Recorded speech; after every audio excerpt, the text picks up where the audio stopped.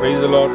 Mark 12ஆம் அதிகாரம் 40வது வசனம். விதவை வீடுகளில் பட்சித்து பார்வைக்கு நீண்ட ஜெபம் பண்ணுகிற வேத பார்வைகளை குறித்து எச்சரிக்கையார்கள். அவர்கள் அதிக ஆக்கினை அடைவார்கள். இது யாரை குறித்து பேசுறதுன்னா, நான் நல்லவன் சொல்லி பொய் சொல்லி சுத்திக்கிறேன் சொல்லுது. அப்படிப்பட்டவர்கள நம்பாதீங்கன்னு சொல்றாரு. ரெண்டாவது ஒரு காரியம், இயேசு காணிக்கை பெட்டிக்கு எதிராக உட்கார்ந்து ஜனங்கள் காணிக்கை பெட்டிகளே பணம் போடுகிறதை பார்த்து கொண்டிருந்தார். ஐஸ்வர்யவான்கள் அநேகர் அதிகமாய் போட்டார்கள். ஏழையான ஒரு விதவை வந்து ஒரு துட்டுக்கு சரியான 2 துட்டு போட்டால், அப்பொழுது அவர் தம்முடைய சீஷர்களை அழைத்து, காணிக்கை பெட்டிக்கு பணம் போட்ட மற்ற எல்லாரை பார்க்கலும் இந்த ஏழை விதவை அதிகமாய் போட்டாள் என்று மெய்யாகவே உங்களுக்கு சொல்கிறேன்.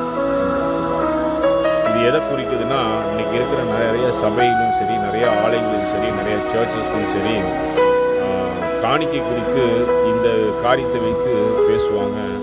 ஆண்டவர் அவர் சர்வலோகத்தின் தேவன், வானத்தின் உண்டாக்கினவர்.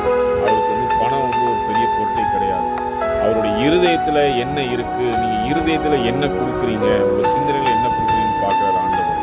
அந்த பணக்காரர்கள் எல்லாரும் அவங்க இடத்துல உள்ளதை தான் போட்டாங்க.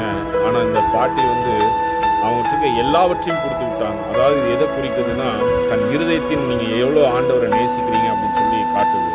அதாவது நம்ம என்ன பண்ணுறோம்னா, ஆண்டவர் நமக்கு 24 மணி நேரம் கொடுத்துருந்தோம்னா தேவனுக்கு நம்ம 1 மணி நேரம் செலவிடுகிறோம். ஆனால் அந்த பாட்டி முழுமையாக அந்த 24 நேரத்தையும் ஆண்டவருக்கு முழுமையாக அர்ப்பணிக்கிறாங்க. ஆண்டவர் சொல்கிறாரு, உன் முழு இருதயத்தோடும் உன் முழு மனதோடும் நீ அன்பு கொடு, அப்பொழுது இவையெல்லாம் பெற்றுக்கொள் அப்படின்னு சொல்கிறாரு. ஸோ காசு ஒரு பொருட்டு கிடையாது ஆண்டவர் பார்வையில். இயேசு அந்த பாட்டிக்கு நமக்கு பாடம் கற்றுக் கொடுத்துருக்காங்க. நம்மளுடைய வாழ்க்கையில் என்னென்ன காரியங்கள் நீங்கள் தப்பாக இருக்குதோ, சபையில் சரி, காசு எப்போதுமே ஒரு பொருட்டு கிடையாது. ஏன்னா இந்த காசு வைத்து தான் இன்றைக்கி நிறைய பாவங்களும் சாபங்களும் சபைக்குள்ள இருக்குது. கிறிஸ்துவும் இன்றைக்கி அநேக ஆத்துமாக்கள் ரட்சிக்கப்படாததுக்கு இது ஒரு முக்கிய காரணமாக இருக்குது. போதகர் மனம் திரும்ப வேண்டும். சபையில் இருக்கிற விசுவாசிகள் கவனமாக காணிக்கை செலுத்துகிற விஷயத்தில் கவனமாக இருக்க வேண்டும். எந்தெந்த காரியத்தில் காணிக்கை செய்யணும். உங்கள்கிட்ட நிறைய பணம் இருக்குது அப்படின்னா பக்கத்தில் இருக்க ஏழைகளுக்கு உதவி செய்யுங்க. அவங்களுக்கு சாப்பாடு கொடுங்க, அவங்களுக்கு தண்ணி கொடுங்க, அவங்களுக்கு வஸ்திரம் வாங்கி கொடுங்க. அவங்க யாராவது ஹாஸ்பிட்டலில் வியாதியாக இருந்தால், சுகபலத்தோடு இருந்தால் அவங்களுக்கு பணம் கொடுத்து உதவி செய்யுங்க. இயேசு இதைத்தான் விரும்புகிறாரு. முட்டாத்தனமாக கொண்டு போய் காணிக்கை பெட்டியில் பணத்தை கொண்டு போய் போட்டு நீங்கள் ரொம்ப நான் காணிக்கை போட்டுக்கன்னு நினச்சிக்காதீங்க. இயேசு என்ன விரும்புகிறாரோ அதை செய்யுங்க. பாஸ்டர் விரும்புகிறத செஞ்சீங்கன்னா நீங்கள் நரகத்துக்கு தான் போவீங்க. இயேசு விரும்புவதை செய்வது தான் பரலோக ராஜ்யத்தை அடைவோம்.